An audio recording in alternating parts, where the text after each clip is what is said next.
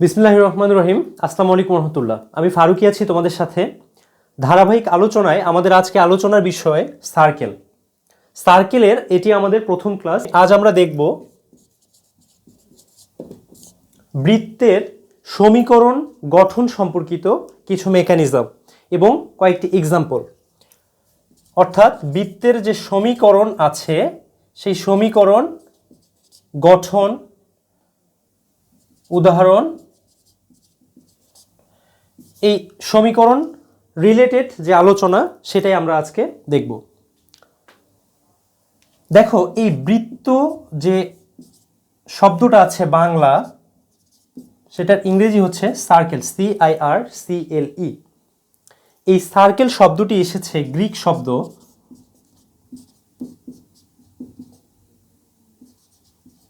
কিরকোস, KIRKOS। এই কিরকোস থেকে এসেছে ইংলিশ সার্কেল শব্দটি। এর অর্থ হলো আংটা। ঠিক আছে, আংটা অর্থাৎ আংটা বা রিং আমরা বলি না, এই যে হাতে যে দেয় রিং, ঠিক আছে, চুড়ি, এমন একটা মিনিং ক্যারি করে।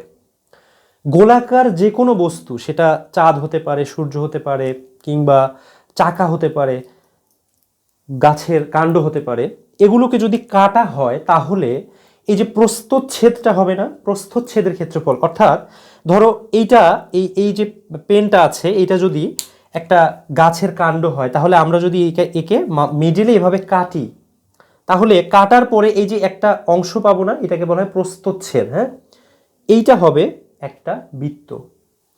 দেখো, বৃত্ত এবং গোলকের কিন্তু পার্থক্য রয়েছে। সহজ ভাষায় যদি বলি, তোমরা হায়ার ম্যাথ ক্লাস যেহেতু করছো, সো আমরা অ্যাটলিস্ট এক কথায় এটাকে প্রেজেন্ট করতে পারি যে সার্কেল যেটা বৃত্ত, হ্যাঁ, এই বৃত্তটা কি হতে হবে, 2D। এটা হলো 2 ডাইমেনশনাল। বাট যেটা গোলক, এই গোলক হবে 3D। তার মানে হলো বৃত্তের কোনো আয়তন থাকবে না, বৃত্তের থাকবে কি, ক্ষেত্রফল। আর গোলকের কি থাকবে, ক্ষেত্রফল তো থাকবেই, প্লাস হলো এটার আয়তন থাকবে। ঠিক আছে, আয়তন থাকবে, কারণ এটা একটা নির্দিষ্ট, সেটা লিকুইড হতে পারে, সেটা হচ্ছে বায়ু হতে পারে, ঠিক আছে, বা কঠিন কোনো বস্তু হতে পারে, ক্যারি করে। অর্থাৎ একটা বেলুন বা একটা ক্রিকেট বল, তার ভিতরে কিন্তু বাতাস থাকে, হ্যাঁ, কিন্তু একটা বৃত্তের ভিতরে কোনো কিছু থাকবে না। অথবা চিন্তা করো, গোলক নিক্ষেপ যখন হতো স্কুল পর্যায়ে বা কলেজ পর্যায়ে, তোমরা অনেকে ফার্স্ট হতে, পুরস্কার পেতে। আচ্ছা, তো নিক্ষেপ করার সময় এটা বেশি দূরে নিয়ে যাওয়া যেত না, কারণ কি, এটা ওয়েট আছে, এখানে লোহা আছে, ওর ভিতরটা পুরোটাই সলিড, একদম লোহা দিয়ে ভর্তি। আচ্ছা, তার মানে হলো বৃত্ত এবং গোলকের কিছু পার্থক্য আছে। এটা হলো কি, একটা জাস্ট বোর্ডের মধ্যে, অর্থাৎ 2D কোনো জায়গায় এক্স এবং ওয়াই অ্যাক্সিস আছে, অথবা ওয়াই বা জেড অ্যাক্সিস আছে, মানে দুইটা অ্যাক্সিস ক্যারি করে এমন একটা জায়গায় হয় বৃত্ত। আর গোলকের জন্য প্রয়োজন ত্রিমাত্রিক স্থানাঙ্ক ব্যবস্থা, অর্থাৎ এক্স ওয়াই জেড অক্ষ থাকবে, কারণ এটা অনেক একটা আয়তন দখল করবে। আচ্ছা, যাই হোক, তো চলো আমরা বৃত্তের এই যে সমীকরণ যেগুলো আমরা ইউজ করি, এই সমীকরণগুলো কিভাবে আসছে এবং এর ভিতরের যে মেকানিজমগুলো আসলে কি লুকিয়ে আছে এর মধ্যে, এই বিষয়গুলো আলোচনা করব।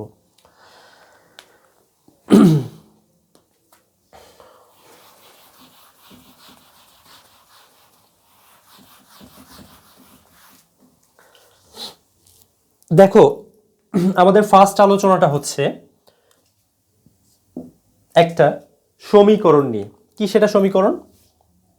যে x square plus y square is equal to r square. এই সমীকরণটা দেখা মাত্রই আমরা বলি এটি কি, বৃত্তের সমীকরণ, যার কেন্দ্র কিনা 0 0। তোমরা কি একবার ভেবে দেখেছো যে এইটা কেন বৃত্তের সমীকরণ, বা কিভাবে এই জিনিসটা হয়? আদৌ এর মধ্যে 0 0টা কিভাবে লুকায়িত আছে কেন্দ্র? এটা কি কখনো তোমাদের মানে ম্যাথ করার সময়, আমরা তো যখন ম্যাথ করি তখন তো মানে সূত্র না বুঝে ম্যাথ পারাটা নিয়েই ব্যস্ত থাকি, বিশেষ করে বোর্ড পরীক্ষাগুলোতে যেটা হয়। কিন্তু এন্ড অফ দ্য টাইম তোমার একটা কথা মনে রাখা দরকার, যে এই প্রত্যেকটা সূত্রের পিছনের যে কারিশমাটা আছে, যে মেকানিজমটা আছে, কোনো না কোনো জায়গায় তোমাকে ফেস করতেই হবে। তোমরা যখন ভর্তি পরীক্ষা দেওয়ার জন্য নিজেকে প্রস্তুত করো, ঠিক অ্যাডমিশন পিরিয়ডটাতে তোমাদের নতুন নতুন প্রবলেমগুলো সলভ করতে হয়। এবং সবচেয়ে মজাদার বিষয় হলো যে এই নতুন প্রবলেম সলভ করতে গিয়ে আমাদের মেকানিজমটা বুঝতেই সময় লাগে। এর প্রধান কারণই হলো আমরা সূত্রের পিছনের গল্পগুলোকে স্কিপ করে আসি অ্যান্ড মনেই করি যে একটা সূত্রের প্রতিপাদন করাটা আমার ওয়েস্টেজ অফ টাইম। আমি বলছি না যে প্রত্যেকটা সূত্রের প্রতিপাদন করতে হবে, এমনটা বলছি না, বাট সূত্রটা অ্যাটলিস্ট কিভাবে আসলো বা এটা অ্যাটলিস্ট উদাহরণ দিয়ে কিভাবে left hand side right hand side prove করা যায়, অ্যাটলিস্ট এতটুকুন জিনিস তো জানা উচিত। তো চলো এটা আমরা একটু দেখব। এটা কি? এটা হলো, আমরা জানি কি বৃত্তের সমীকরণ কি। বৃত্তের সমীকরণ যদি নর্মালি বলে যে বৃত্তের সমীকরণ কি, আমরা মুহূর্তেই বলে দিই যে x square plus y square equal to r square, এটা একটা বৃত্তের সমীকরণ। বাট যদি তোমাকে বলে যে বৃত্তের বাংলা ডেফিনেশন কি, তাহলে সেটা কিভাবে দেওয়া যায়? সেটা হলো যে একটা বিন্দুকে কেন্দ্র করে সমদূরবর্তী সকল বিন্দুর সেট নিয়ে গঠিত বক্ররেখাই একটি বৃত্ত। এই গঠিত বক্ররেখাটাকে যদি একটু গণিতের ভাষায় বলি, তাহলে আমরা বলতে পারি যে কোনো বিন্দু থেকে সমদূরবর্তী সকল বিন্দুর সেটকে বলা হয় একটি বৃত্ত, বা কোনো বিন্দুকে কেন্দ্র করতে সমদূরবর্তী সঞ্চার পথই হলো বৃত্ত। সঞ্চার পথ কথাটা আমরা অ্যাড করতে পারি। তার মানে কি, এখানে একটা বিন্দু দেয়া আছে, সে 0 0 একটা বিন্দু দেয়া আছে ধরে নিলাম। আচ্ছা, তো এই 0 0 বিন্দুটা থেকে, ধরো যে এটা 0 0 বিন্দু, এটা 0 0 বিন্দু, এই 0 0 বিন্দুটা থেকে সমদূরবর্তী, অর্থাৎ এখানে এই দিকে 5 মিটার, এইদিকে 5 মিটার, এইদিকে 5 মিটার, সমস্ত দিকেই হলো 5 মিটার। হ্যাঁ, 5 মিটার, সব দিকেই 5 মিটার করে যে সঞ্চার পথটি, সঞ্চার পথ কি?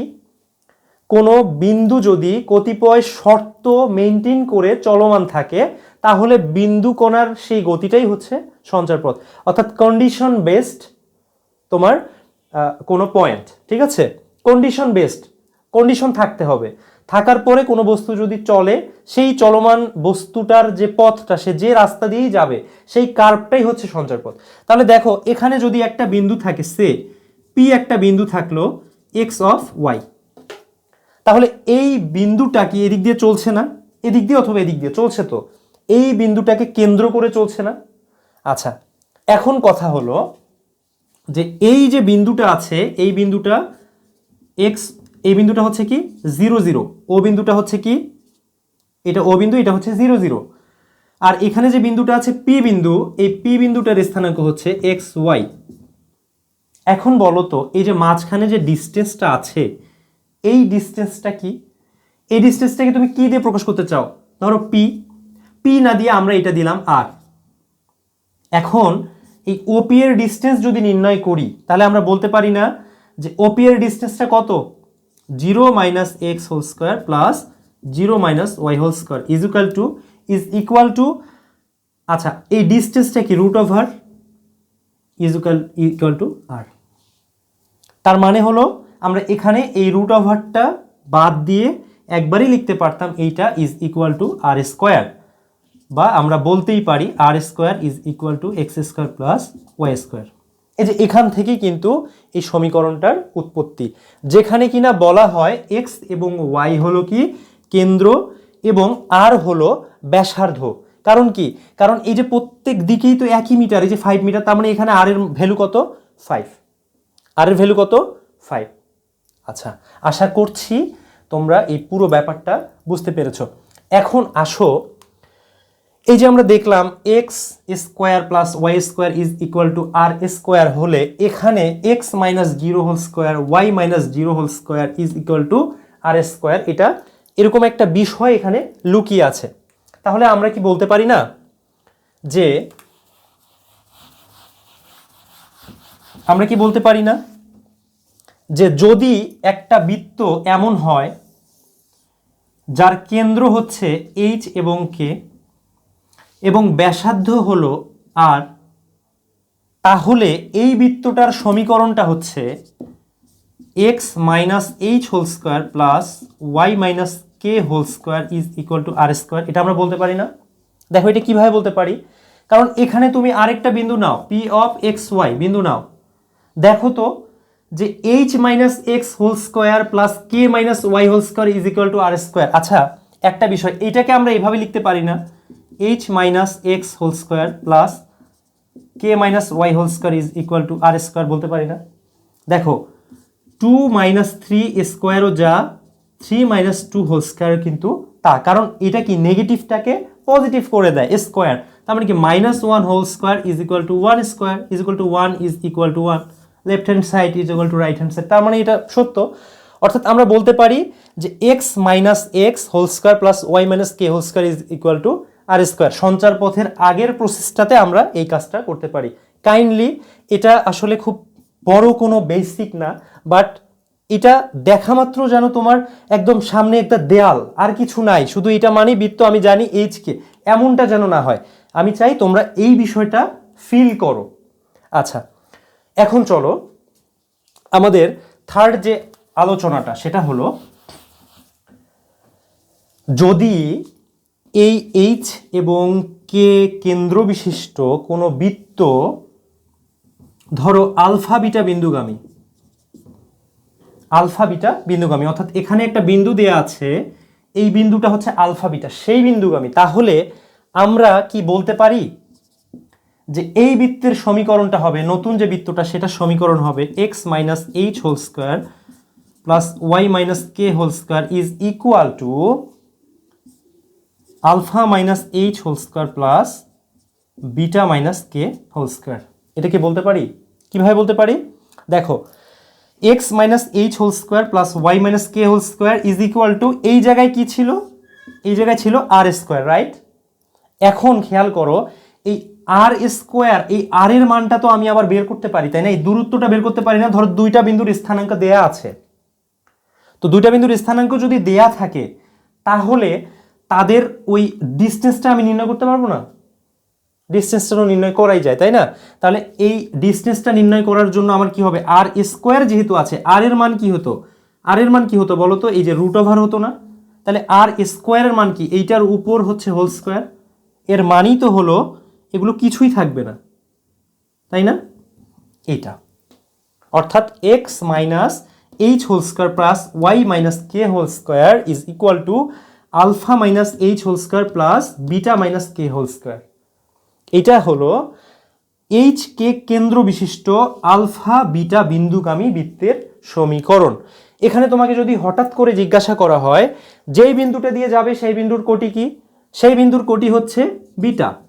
যেই বিন্দু দিয়ে অতিক্রম করবে বৃত্তটা সেই বিন্দুর ভুজটা কি? আলফা। যেই বৃত্ত এই শেপটা ক্যারি করে সেই বৃত্তের কেন্দ্রের কোটি কি? কেন্দ্রের কোটি কে? কেন্দ্রের ভুজ কি? কেন্দ্রের ভুজ এইচ। তোমাদের প্রধান প্রবলেমটা হয় ভিজুয়ালাইজেশনে, অর্থাৎ একটা বিষয় আমি মানে চোখ বন্ধ করে আমি ব্যাপারটাকে ফিল করতে পারছি না, এই প্রবলেমটা হয়। বিশ্ববিদ্যালয়গুলোতে ভর্তি পরীক্ষার আসন সংখ্যা যদি ঐকিক নিয়মে আমরা চিন্তা করি তাহলে সত্যিই অনেক কম। যেখানে পরীক্ষার্থী 10 লাখ 12 লাখ 15 লাখ, সেখানে 40-50 হাজার পাবলিক বিশ্ববিদ্যালয়, ইটস মানে খুবই টিনি একটা রেট। বাট তোমরা physics chemistry math biology পিসিবিএম science ব্যাকগ্রাউন্ডের যারা, তাদের কি বলছি, যদি তুমি বলতে পারো যে হ্যাঁ আমি আমার ভর্তি প্রস্তুতি নিয়ে স্যাটিসফাইড, আমি সবগুলো চ্যাপ্টার সবগুলো টপিকস আমি শেষ করেছি, আমি পড়েছি, বাট আমার চান্স হয়নি, তাহলে তোমার উপর অন্যায় করা হবে। কিন্তু দুর্ভাগ্য যে তোমরা ভর্তি পরীক্ষার আগে কেউই এই কথাটা বলতে পারো না যে আমার ভর্তি প্রস্তুতিটা কমপ্লিট। এর কারণটা হলো আমরা সবাই একটা স্বপ্নে বিভোর থাকি যে আমার এইচএসসি পরীক্ষার পরেই আমি শুরু করব ভর্তি প্রস্তুতি। বিষয়টা কিন্তু একদম তা না।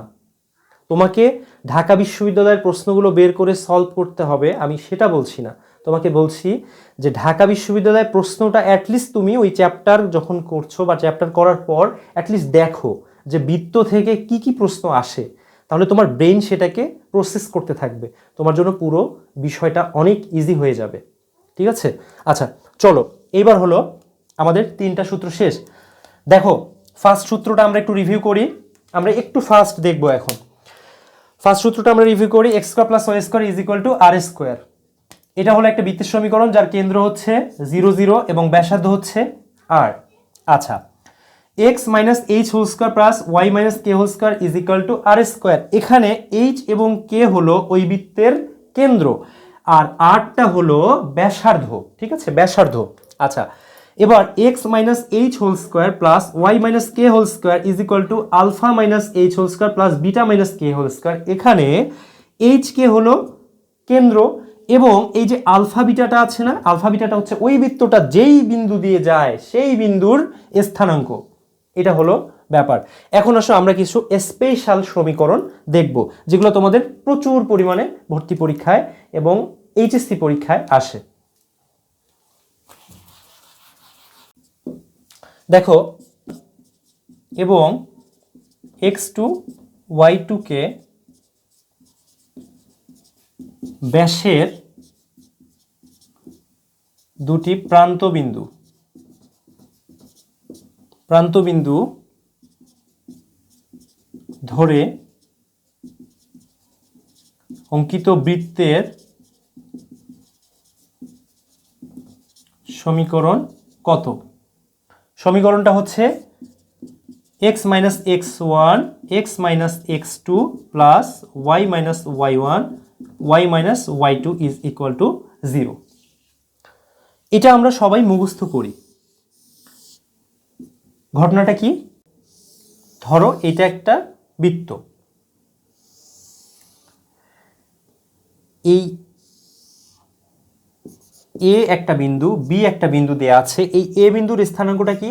x1 y1 এবং এই বি বিন্দুর স্থানাঙ্কটা হচ্ছে x2 y2। এ এবং বি একটা বৃত্তের ব্যাস। আমি আশা করি তোমরা সবাই ব্যাস, ব্যাসার্ধ, স্পর্শক, জ্যা এই ব্যাপারগুলো জানো। ব্যাস কি? বৃত্তের সবচেয়ে বৃহত্তম জ্যা, অর্থাৎ অনেকগুলা জ্যা আছে তো, তাই না? এই জ্যাগুলোর মধ্যে সবচেয়ে যেটা বৃহত্তর সেটাই তো হচ্ছে ব্যাস। এই এবি ব্যাস, এই ব্যাসের দুটো প্রান্ত বিন্দু দেয়া আছে এ এবং বি। এখন আমার বের করতে হবে এই বৃত্তের সমীকরণটা কত। এই বৃত্তের সমীকরণটা এটা আমাকে দেখাতে হবে, বা এই বিষয়টা আসলে কিভাবে আসলো সেটা আমরা দেখব। দেখো, ধরি এই বৃত্তের উপরস্থ একটা বিন্দু হচ্ছে কি পি অফ এক্স ওয়াই। এখন এ থেকে পি যদি টানি এবং পি থেকে বি যদি টানি, তাহলে আমরা কি বলতে পারি? এই এ পি বি এই কোণটা আছে না, এই কোণটা কি? অর্ধবৃত্তস্থ কোণ না? অর্ধবৃত্তস্থ, এই অর্ধেক বৃত্তের একটা কোণ না? তাহলে এইটা কি 90 ডিগ্রি। এখন এইটা 90 ডিগ্রি হওয়া মানে কি বলতো? দুইটা ঢালের গুণফল কি -1 হবে। অর্থাৎ আমরা জানি কি, বলো, এম অফ এ পি গুণন হচ্ছে m of P B is equal to -1, ঢালের গুণফল m1 into m2 is equal to -1 ছিল না? তাহলে এখন এইটার ঢালটা কত? এটার ঢালটা হচ্ছে y minus y1 divided by x minus x1 into, যদি এখান থেকে এই পিবিটা নেই তাহলে কি পাবো? y minus y2 divided by x minus x2 is equal to -1। দেখো, এইটা যদি আমি ক্যালকুলেশন করি তাহলেই আমি এই জিনিসটা পাই। কিভাবে সেটা?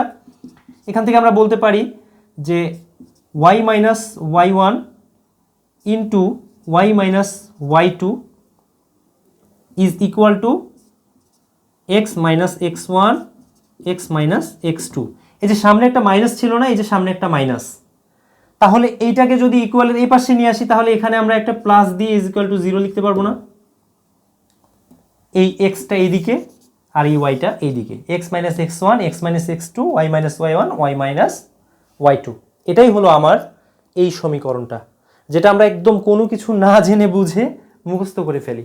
ঠিক আছে, দেখো, এই ম্যাথে তোমাকে যদি একটা কন্ডিশন দিত যে এই একটা বিন্দু দেয়া আছে, এখানে হচ্ছে ধরো এখানে দেয়া আছে 1 2, আর এই জায়গায় বলেছে যে x2 4, ঠিক আছে, 1 2 x2 ধরো -4।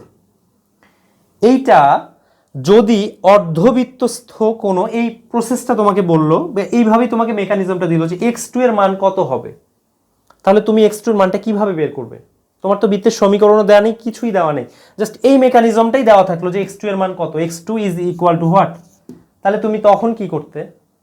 সো এই জন্যই বলি যে মেকানিজমগুলো একটু মানে জানার চেষ্টা করো, ঠিক আছে? তোমাদের উপর আমার এটা একটা রিকোয়েস্ট, তোমরা যদি আমাকে একটা কোশ্চেন জিজ্ঞাসা করো যে ভাইয়া আমাদের বা স্যার আমাদেরকে এমন একটা পরামর্শ দেন যেটা আমাদের হায়ার ম্যাথের জন্য কাজে লাগবে, আমি তোমাদের একটা কথাই বলবো যে বেসিকটাকে স্ট্রং করো। বেসিকটা স্ট্রং করা মানে সূত্রের প্রতিপাদন না, বেসিক স্ট্রং মানে হলো যে প্রশ্নটা বলেছে, যে প্রশ্নটা তোমাকে দেয়া হলো সেই প্রশ্নের মেকানিজমটা তুমি বুঝতে পেরেছো এবং ওই রিলেটেড ওই টপিক্সটা সম্পর্কে তুমি জানো ভালো মতো যে এটা এইভাবে কাজ করে। তোমরা শুধুমাত্র শর্টকাট ট্রিক্স, টেকনিক, কিছু কলা কৌশল, মুহূর্তের মধ্যে 30 সেকেন্ডে দেখা মাত্রই উত্তর, এইসব ধামাকা বিষয়ে যে ছোটাছুটি করো, এটা একটু বাদ দিতে হবে। একটু ধীর স্থিরভাবে ব্রেনে আস্তে ধীরে ইনপুট করো, ব্রেইন অটোমেটিক্যালি ফাস্টলি তোমাকে সেটার আউটপুট দিবে। তুমি যদি অস্থির হয়ে খুব দ্রুত সব কিছু ইনপুট করে দ্রুত আউটপুট চাও, এমন কোনো মেশিন, এমন কোনো প্রসেস দুনিয়াতে নাই। এবার আসো আমরা নেক্সট সূত্রটা দেখি। নেক্সট আমরা যে সূত্রটা দেখব সেটা হলো,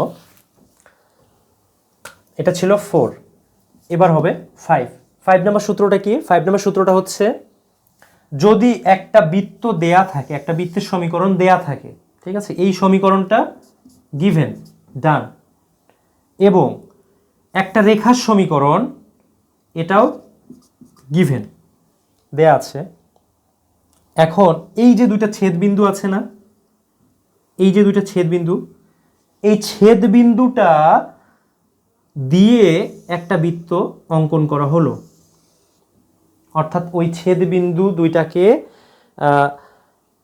একটা জ্যায়ের দুটা প্রান্ত বিন্দু ধরে, সেই জ্যাটা ব্যাসার্ধ হতে পারে, অর্থাৎ মাঝখানে একদম মাঝখান দিয়ে কেন্দ্র দিয়েও যেতে পারে বা যে কোনো জায়গা দিয়ে কর্তন করে যেতে পারে, ঠিক আছে? এই যে নতুন বৃত্তটা আমরা অঙ্কন করলাম, এই যে নতুন বৃত্তটা অঙ্কন করলাম, হ্যাঁ, এই বৃত্তের সমীকরণটা কত? এইটা যদি আমাদের বলে তাহলে এই বৃত্তের সমীকরণটা তোমরা বলতে পারো যে প্রথম বৃত্ত প্লাস যে কোনো একটা ধ্রুবক, ধ্রুবক কি ধরা যায়, ধরো কে, আমরা কে ধরে অভ্যস্ত, প্লাস কে ইন্টু সরল রেখা ইজ ইকুয়াল টু 0। দেখো এটার প্রুফ করা আলটিমেটলি খুব ডিফিকাল্ট কোনো কিছু না, বা এটা বোঝারও তেমন কিছু নাই। এটা হলো কি, ফার্স্ট যে সার্কেলটা, ফার্স্ট তোমার যে সার্কেলটা দিবে সেই সার্কেলটার সমীকরণ প্লাস একটা ধ্রুবক দিয়ে তুমি যদি সরল রেখাটা লিখো, লিখার পরে তোমরা দেখবা যে এক্স যদি কমন নেওয়া হয়, ধরা যাক এখানে এই সমীকরণটা দেয়া আছে x square plus y square plus 2gx plus 2fy plus c is equal to 0, আর প্লাস হচ্ছে কে দিলাম, তাহলে এখানে কি আমার 0 দরকার নেই, প্লাস কে ইন্টু, ধরো সরলরেখা সমীকরণ দেওয়া আছে ax plus by plus c is equal to 0 সে। এখন দেখো তো এই যে এখান থেকে x যদি কমন নেওয়া হয়, y যদি কমন নেওয়া হয়, তাহলে আমার বৃত্তের সমীকরণে কোনোরূপ বাধা সৃষ্টি করবে না। বৃত্তের সমীকরণটা কি সেটা আমরা একটু পরে আলোচনা করব, তাই এইটা এক্সপ্লেইন করছি না, ঠিক আছে? দেখো আমাদের একটা ফর্মুলাই আছে, তোমরা ডোমেইন ম্যাথ যে বইটা আছে সেখানে দেখবে একটা ফর্মুলা, ফার্স্ট ফর্মুলা দেওয়া আছে যে বৃত্তের পরিচিতি, ঠিক আছে? একটা সমীকরণ কখন বৃত্ত হবে। ভর্তি পরীক্ষায় এমন প্রচুর প্রশ্ন আসে যে প্রশ্নগুলোতে একটা সমীকরণ দেওয়া থাকে এবং বলে যে ওখানে একটা অজ্ঞাত কিছু দেওয়া থাকে কে বা এক্স বা ওয়াই বা এইচ, বলে যে এইচ এর মান কত হলে সমীকরণটি একটি বৃত্ত। সো এই জায়গাটাতে বৃত্ত হওয়ার জন্য বাধা প্রদানকারী কোনো এলিমেন্ট নাই, তাই আমরা বলতে পারি যে এটাও একটা বৃত্তের সমীকরণ। অ্যান্ড এই সমীকরণটা হচ্ছে প্রথম বৃত্ত plus k first bracket of সরলরেখা is equal to 0। First bracket of সরলরেখা মানে সরলরেখার সমীকরণের বাম পক্ষটা। আচ্ছা, এখন এই কেসটাই যদি বলে যে একটা বৃত্ত দেয়া আছে, এই বৃত্তটাকেই আরেকটা বৃত্ত ছেদ করেছে, এই ছেদবিন্দু দুইটা দিয়ে আবার নতুন একটা বৃত্ত অঙ্কন করা হলো। ছেদবিন্দু দুইটা বৃত্ত পরস্পর ছেদ করলো, এই ছেদবিন্দু দুইটা দিয়ে যদি নতুন কোনো বৃত্ত অঙ্কন করা হয়, তাহলে এই নতুন অঙ্কিত বৃত্তের সমীকরণটা কত হবে, যেখানে কিনা এই দুইটা হচ্ছে ছেদবিন্দু। তোমরা ব্যাপারটা কি বুঝতে পেরেছো?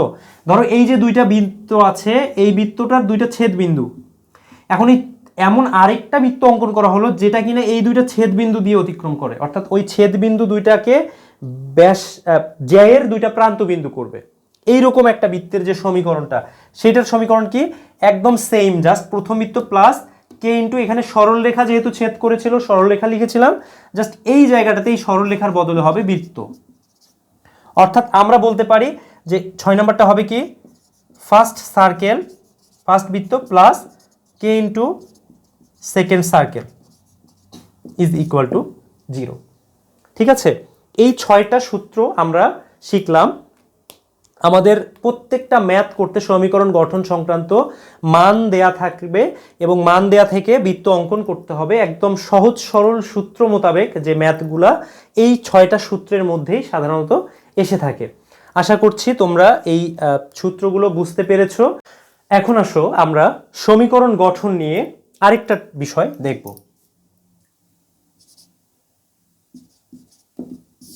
আমাদের সেকেন্ড পার্টটা হচ্ছে থিওরি ক্লাস 1-এ। আমরা সবাই জানি যে x square plus y square plus 2gx plus 2fy plus c is equal to 0 এইটা, এবং x minus h whole square plus y minus k whole square is equal to r square, এই দুইটা বৃত্তের সমীকরণ। ঠিক আছে, তোমরা বলো তো যে এই দুইটা সমীকরণের মধ্যে কি কোনো পার্থক্য রয়েছে?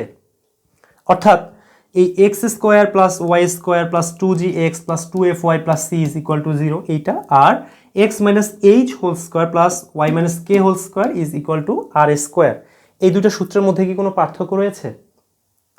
দেখো, এই দুইটা সমীকরণ কিন্তু একই সমীকরণ, সেম সমীকরণ। ঠিক আছে, এই দুইটা সমীকরণ একদম সেম সমীকরণ, জাস্ট আকৃতি দুইটা ভিন্ন। কিভাবে সেটা দেখো, যদি একটা আমি এক্সাম্পল দিয়ে তোমাদের বলি, যদি বলা হয় x minus 2 whole square plus y minus 3 whole square is equal to, ধরো তোমাকে বলা হলো যে 5 স্কোয়ার, এটা বলা হলো। এখানে আমরা এটা দেখা মাত্রই বলছি কি যে এই বৃত্তের কেন্দ্র হচ্ছে কি 2 3, আর ব্যাসার্ধ আর ইকুয়াল হচ্ছে কত 5। দেখো এইটা আমরা কিভাবে বলছি, আমরা একটু আগে সেটা দেখে এসেছি যে x minus h whole square plus y minus k whole square is equal to r square. এখন এটাকে যদি আমরা একটু ভাঙাই তাহলে আমরা কি পাবো? দেখো, x square minus 4x plus 4 plus y square minus 6y plus 9 is equal to 25,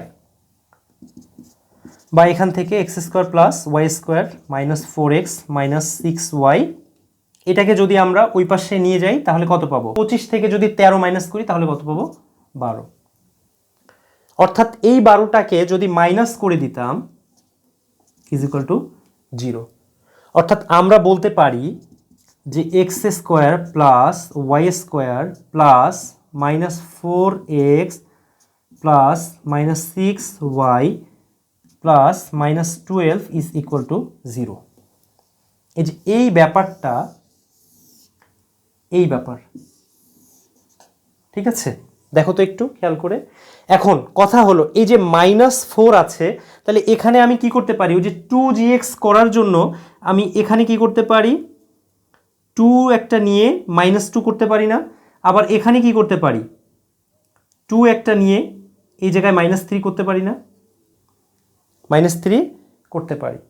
তাহলে এখন খেয়াল করো যে এইখান থেকে যদি আমি কেন্দ্র নির্ণয় করতে চাই তাহলে আমার কি করতে হবে বলো? এই যে এখানে আছে না 2 × -2 3 2 × -3, ঠিক আছে, প্লাস হচ্ছে এই যে মানে প্লাস ফর্মটা দিলাম। তাহলে এখান থেকে আমরা এখানে আমার কোনো সমস্যা হচ্ছে না বুঝতে যে 2 এবং 3 এই দুইটা হচ্ছে আমার কেন্দ্র। তাহলে এই আকৃতি যদি থাকতো, অর্থাৎ এই আকৃতি মানে কি এই আকৃতি, যদি এই আকৃতি থাকতো, এই যে সেকেন্ড যে আকৃতিটা আছে, ঠিক আছে, ধরো যে এইটা আমাদের নাই, এটা আমাদের নাই, ধরো আমি মিশাচ্ছি না এখনই, এটা আমাদের নাই। তাহলে এখান থেকে আমি যদি এই 2 এবং 3 পেতে চাই তাহলে আমার কি করতে হবে বলো তো? আমার কি করতে হবে? এই যে -4 ডিভাইডেড বাই -2, আর এইটা হচ্ছে x এর মান, আর y এর মান করতে গেলে কি করতে হবে? -6 ডিভাইডেড বাই -2। অর্থাৎ এই প্লাস সহ এই যে টার্মটা আছে, 2g টার্মটা 2g ডিভাইডেড বাই -2 আর 2f ডিভাইডেড বাই -2। তার মানে হলো এখানে যদি আমি যাই তাহলে এখান থেকে কি -2 যদি আমি মাইনাস করে দিই, এখান থেকে যদি -2 করি তাহলে এইটা কাটা যাবে, এখান থেকে যদি -2 করি তাহলে এইটা কাটা যাবে, তাহলে মাইনাস মাইনাস কি প্লাস হবে, আর এখান থেকে কি মাইনাস মাইনাস প্লাস হবে। তো এই কাজটা আমার সেকেন্ড স্টেপে এসে করার কোনো প্রয়োজন আছে? কোনো প্রয়োজন নাই। তাহলে এই স্টেপ আমার আসার প্রয়োজন নেই, আমি এখান থেকেই করতে পারি কি এই কাজটা করতে পারি। সমান আমি পাবো 2 3।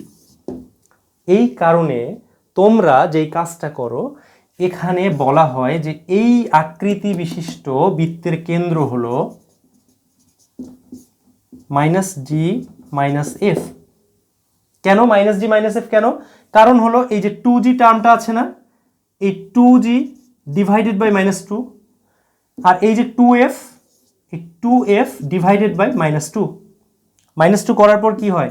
-g হয়, -f হয়, অর্থাৎ এইটা ইজ ইকুয়াল টু আমরা লিখতে পারি কি -g - f। এটা তোমরা মুখস্থ করো। এই আকৃতি থাকলে ব্যাস কেন্দ্র হচ্ছে -g - f। কেন হয় এটা আমরা দেখলাম। একই সমীকরণ কিন্তু, ঠিক আছে, একই সমীকরণ। এখানে আমি সরাসরি পাচ্ছি কি ব্যাসার্ধ, আমার একবারে আমি দেখেই বলতে পারছি, বাট এখান থেকে আমার কি করতে হবে? ব্যাসার্ধটা বের করতে হবে। এই আকৃতি যদি থাকে, দেখো এই আকৃতি যদি থাকে তাহলে ব্যাসার্ধের মানটা কত জানো? ব্যাসার্ধের মান r = g² + f² - c। এই যে -c, তাহলে -c মানে কি বলো তো? g এর মান কত আমার বলো? g এর মান এখানে আমি কি পেয়েছি? এটা পেয়েছি -g, এটা পেয়েছি -f, তাহলে শুধু g এর মান আমি কত পাবো? -2। তাহলে √(-2² প্লাস কত পাবো? দেখো -f এর মান কত? 3, তাহলে f এর মান কত পাবো? -3, তাহলে -3। কিন্তু a স্কোয়ার যেহেতু আছে, সো প্লাস মাইনাস কোনো ম্যাটার না, প্লাস মাইনাস তোমরা ইচ্ছা মতো দিতে পারবা। মাইনাস কত? মাইনাস হচ্ছে c, তাহলে -c। দেখো এখানে এই যে -c, কিন্তু এখানে c এর মান কিন্তু -12 পুরোটাই, কারণ প্লাস ফর্ম তোমাকে ধরতে হবে, সূত্রে কিন্তু প্লাস ফর্ম আছে। তাহলে c এর মান কত? -12, তাহলে মাইনাস যদি হয়ে যায় তাহলে কি প্লাস হয়ে যাবে, মাইনাসে মাইনাসে +12। দেখো তো এখান থেকে কত পাও? √(4 + 9 + 12) ইজ ইকুয়াল টু কত পাওয়া যায়? এখানে হচ্ছে 13 আর এখানে হচ্ছে 12, তাহলে √(25) ইজ ইকুয়াল টু 5। কাগজে কলমে কি হিসাব ঠিক আছে? তাহলে এখানে দেখো এই যে এইটা থেকে আমি কি পেলাম? এই যে ব্যাসার্ধটা 5 পেলাম, যা কিনা আমার এই আকৃতিতে দেয়া ছিল। এই কারণেই, ঠিক এই কারণেই তোমরা এই আকারটা যদি থাকে, মানে পরীক্ষায় যদি এই আকারটা আসে, এই আকারটা যদি আসে খুবই খুশি, কারণ এই আকারের মধ্যে সব কিছুই দেয়া আছে। আমার ব্যাসার্ধটা দেয়া আছে, তারপরে এখানে কেন্দ্রটা কি সব কিছু আমি ভিজুয়ালাইজ করতে পারি, যে যদি এক্স অক্ষকে স্পর্শ করে তাহলে ব্যাসার্ধ কত, ওয়াই অক্ষকে স্পর্শ করলে ব্যাসার্ধ কত, তারপর যদি সমীকরণে মান দেওয়া থাকে সেখানে কত, সব কিছু। কিন্তু এই আকারটা থাকলে আমি ভিজুয়ালাইজ করতে পারি না, যে মনে হয় মানে কোনটা কোন দিক দিয়ে যাচ্ছে কিছু বুঝি না।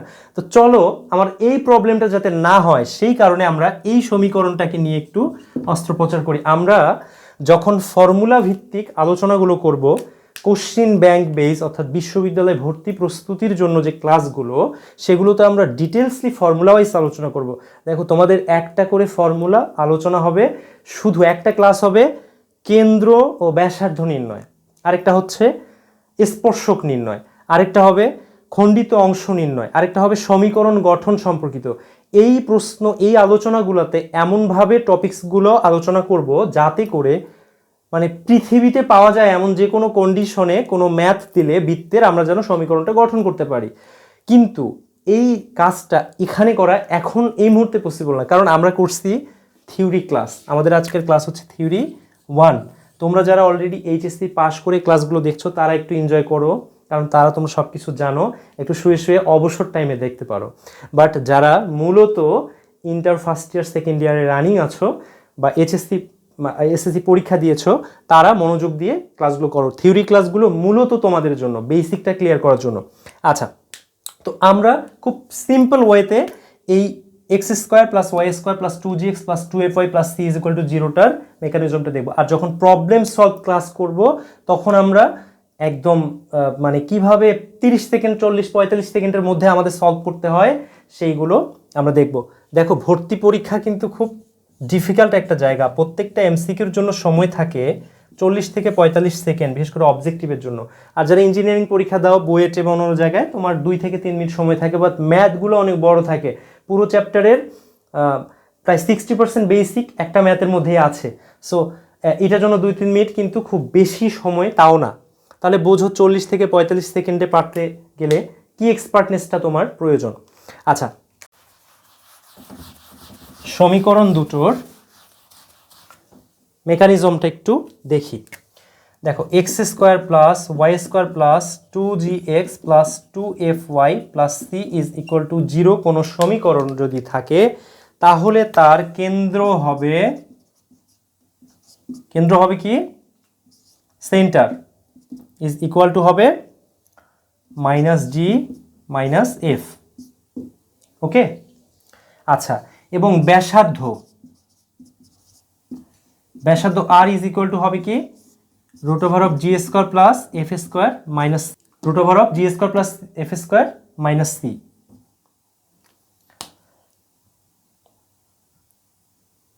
এখন একটা বিষয় খেয়াল করো তো, তোমাকে বলা হলো যে তুমি একটা বাস্তব বৃত্ত অঙ্কন করো, তাহলে তোমাকে কোন জিনিসটা মেনটেন করতে হবে? দেখো ব্যাসার্ধ যদি 0 হয় তাহলে কি বুঝতে পারছো? ব্যাসার্ধ 0 মানে কি, একটা পয়েন্টের সমীকরণ। এমন যদি কোনো সমীকরণ দেয়া থাকে যেখানে কিনা এই যে জি স্কোয়ার আর এফ স্কোয়ার মানটা সি এর সমান, তাহলে বুঝবা যে ওইটা একটা বিন্দু বৃত্ত, এটা একটা মানে একটা পয়েন্টের সমীকরণ। এই যে একটা পয়েন্ট দিলাম, সেটার সমীকরণ হচ্ছে এটা। এটার এক্সাম্পল কি হতে পারে? এটার এক্সাম্পল হতে পারে এরকম, x square plus y square, ধরো বলা হলো যে -4x - 6y, তারপর এখানে বলা হলো +13 ইজ ইকুয়াল টু 0, এটা বলা হলো। এখন দেখো এখানে তুমি এটাকে যদি এখান থেকে তুমি জি এর মান কত পাও, -2, এফ এর মান কত পাও, -3। এখন দেখো তো আর এর মানটা কত হয়, 2a square -2a square plus হচ্ছে -3a স্কোয়ার, মাইনাস হলো 13, -13 মানে কি, 4 + 9 - 13 ইজ ইকুয়াল টু কি, 0 পাই না? এটা 0 পাওয়া মানে কি, এই বৃত্তের ব্যাসার্ধ নেই অর্থ কি? ব্যাসার্ধ নেই অর্থ হলো এই বিন্দুটা একটা বিন্দু বৃত্ত, একটা পয়েন্ট ক্যারি করে। এখন কথা হলো এই জায়গায় যদি এই মানটা আমি দিতাম 17, বা এই মানটা ধরো আমার ইচ্ছা হলো তাই আমি এই মানটা দিলাম 20, এটা 20 দেওয়া মানে কি বলো তো, এই জায়গাটাতে এসে 20 হওয়া, এই জায়গাটাতে 20 হওয়া মানে হলো এটা আমি কত পাবো, 13 - 20, তার মানে পাবো -√7। এটা কি বাস্তব মান? তার মানে হলো এই বৃত্তটার এই যদি সমীকরণটা এরকম হয় তাহলে সেটা কোনো বাস্তব বৃত্ত হবে না। তাই তোমাকে যদি বলে যে একটা বাস্তব বৃত্ত অঙ্কন করো, তোমরা অনার্সে যখন পড়াশোনা করবে, বিশেষ করে সায়েন্সে যদি পড়ো, তাহলে তোমাদের অবাস্তব বৃত্ত নিয়ে কিছু পড়াশোনা করতে হবে। ফার্স্ট ইয়ারে নন মেজর কিছু সাবজেক্ট পড়তে হয় ম্যাথের, এগুলোতে তোমরা পড়বা। ডিটেলস 2-3টা চ্যাপ্টার আছে, ঠিক আছে। হাওয়ার্ড অ্যান্টনের একটা বই আছে, ক্যালকুলাস উইথ অ্যানালিটিক্যাল জিওমেট্রি, এই বইয়ে তোমরা এই সম্পর্কে তোমাদের পড়তে হবে। তো যদি তোমাদেরকে বাস্তব বৃত্ত অঙ্কন করতে হয় তাহলে তোমরা কি করবা, একটু কনসাস থাকতে হবে যাতে করে এই সি এর মানটা লেস দেন হয় জি স্কোয়ার প্লাস এফ স্কোয়ার, অর্থাৎ এখান থেকে এইটা ইজ গ্রেটার দেন হবে 0, বা গ্রেটার ইকুয়াল হতে পারে। যদি ইকুয়াল হয় তাহলে কি হবে, বিন্দুবৃত্ত। আর বিন্দুবৃত্ত ছাড়া যে বৃত্তগুলো বাস্তব সেগুলো হচ্ছে গ্রেটার দেন 0, তার মানে হলো g square plus f square greater than c. অর্থাৎ এই শর্তটা মেনটেন করলেই আমার বাস্তব বৃত্ত হবে।